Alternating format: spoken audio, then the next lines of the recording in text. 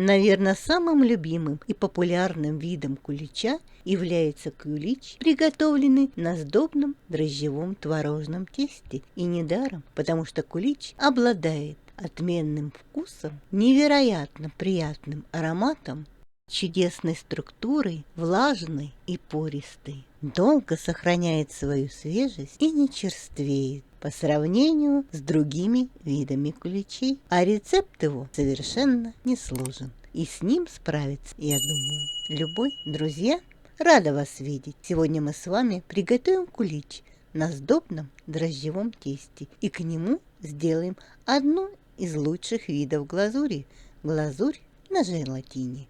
Итак, приступаем. Для приготовления нам понадобится 1 килограмм муки, 400 граммов сахара, из которых 25 граммов ванильный сахар, 300 граммов творога жирностью от 5 до 9%, 6 яиц, 300 миллилитров молока, 120 граммов сливочного масла, 11 граммов сухих дрожжей, цедра от 1 лимона и 10 граммов соли. Кроме этого нам понадобится 100 граммов сублимированной вишни и 200 граммов изюма.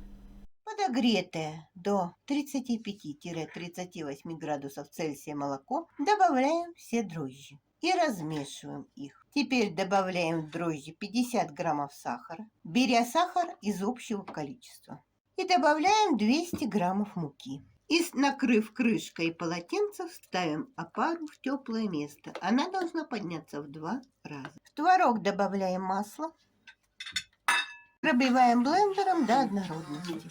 Творог пробили с маслом до однородности. Он у нас вот такой получился. И теперь 6 яиц мы взбиваем без разделения на белки и желтки. Взбиваем до пены. Перемешав яйца венчиков, можно добавлять весь сахар. И взбиваем с сахаром до устойчивого состояния. Яичная масса хорошо взбилась, и она держит след. Опара у нас поднялась, увеличилась в объеме в 4 раза и уже начала опадать. Это говорит о ее готовности. Добавляем опару, взбитые яйца. Добавляем соль и цедру лимона. Теперь все перемешиваем. Теперь просеянную муку всыпаем частями в нашу яично-опарную смесь. И также размешиваем. И так мы поступаем со всей мукой. Добавив всю муку и тщательно перемешав, мы переходим на рабочую поверхность. Поверхность мукой не припыляем. Замес на столе без масла и творога мы производим в течение 10 минут. Замесив без масла и творога, мы продолжаем замес с маслом и творогом. Я перейду на машинный способ замеса. Вы, друзья мои, будете замешивать так, как вы считаете нужным, ориентируясь на то, какие у вас есть инструменты. Замес с маслом ручным способом проводится так же, как и без масла. В течение 5-7 минут масло с творогом вводится частями. Добавляем по ложке масла с творогом и замешиваем. Машинным способом замешивается на низкой скорости.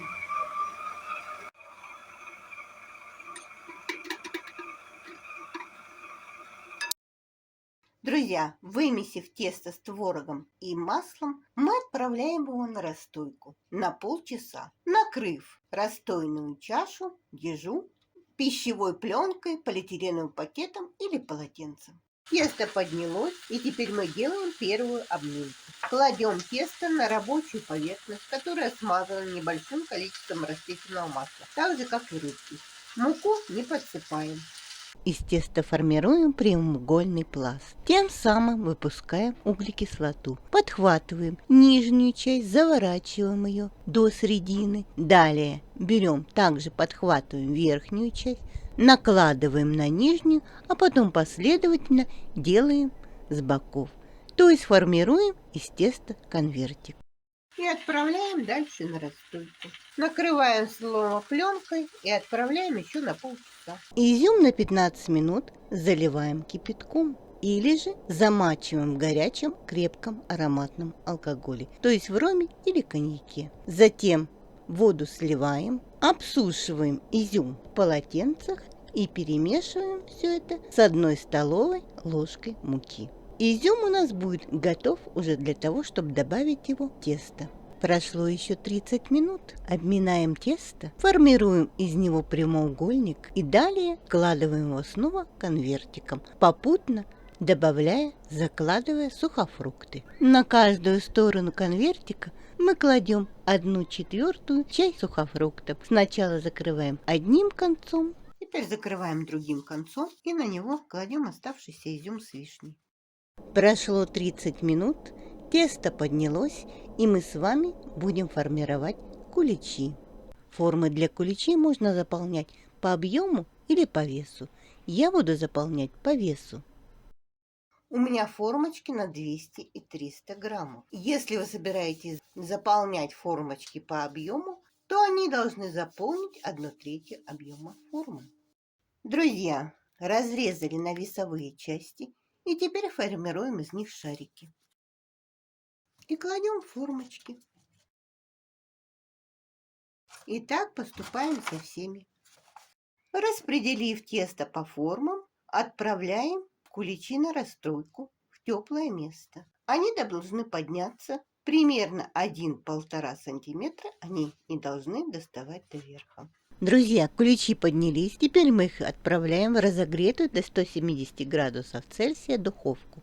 Время выпекания примерно 35 минут. Проверяем готовность на сухую шпажку. Время выпекания индивидуально и зависит от особенностей вашей духовки. Друзья, куличи выпеклись, и сейчас я их буду покрывать глазурью на основе желатина. Вы можете воспользоваться этим рецептом или другим. К сожалению, у меня утрачен файл с окончанием приготовления глазури. И большую часть я вам буду просто рассказывать, как готовить эту глазурь. Для приготовления глазури нам понадобится 10 грамм желатина, который надо замочить в 60 мл воды, 70 мл воды, 300 граммов сахара, ванилин по вкусу и щепотка лимонной кислоты. 300 граммов сахара заливаем холодной водой 70 мл. Ставим на плиту. Мешать сахар можно только до закипания сиропа. Сироп будем варить до температуры 110 градусов Цельсия или пробу на тонкую нить. После закипания сироп мешать нельзя, иначе сахар в сиропе кристаллизует. Сироп закипел, прекращаем его мешать. При достижении температуры 110 градусов Цельсия сироп снимаем и охлаждаем его до 70–80 градусов Цельсия. После этого вводим сироп набухший желатин и начинаем его взбивать. Как только масса станет пышной и побелеет, можно ввести лимонную кислоту и, если есть необходимость, красители и ароматизаторы. Как только глазурь начнет наматываться на венчики, взбивать прекращаем и покрываем куличи глазурью. Наносим на них посыпку и украшения. Глазурь стабилизируется очень быстро. Она очень вкусна и не крошится. Это лучшая глазурь. Друзья мои, сохраните себе этот рецепт. Куличи получаются необыкновенно вкусными. Они идеально сбалансированы по вкусу. Насыщенный сливочно-ванильный вкус теста прекрасно сочетается с деликатной кислинкой вишни, а также с богатым вкусом изюма. Кулич не имеет никаких трудностей при приготовлении и поэтому получается всегда. Имеет влажную, пористую и волокнистую структуру. Творожный кулич не крошится и сохраняет свою свежесть, не черствеет в течение 5–7 дней. И сейчас мы это с вами проверим. Друзья, у меня не было возможности сразу же снять видео после выпечки куличей, и я его снимаю неделю спустя. Всю неделю куличи стояли в холодильнике, причем совершенно не запечатанные. Я сумела сохранить для съемки только 3 кулича. Открываешь холодильник, и стоит невероятный аромат. Удержаться было невозможно. Давайте посмотрим, не превратились ли наши куличи в сухари. Как они сохранили свою свежесть. Показываю разрез вам близко. Куличи не превратились в сухари. Они сохранили свою влажную структуру. Друзья мои, я вам советую их приготовить и украсить ваш пасхальный стол. Приятного аппетита, друзья! Готовьте с удовольствием. Помните, что вы гениальны, поэтому у вас все получится. Встретимся в новом видео. Подписка, лайк, комментарий и репост этого видео будет лучшей наградой для меня за мой труд. С вами была Пульхерия, канал записки пользователя или гениальный кулинар. Пока-пока.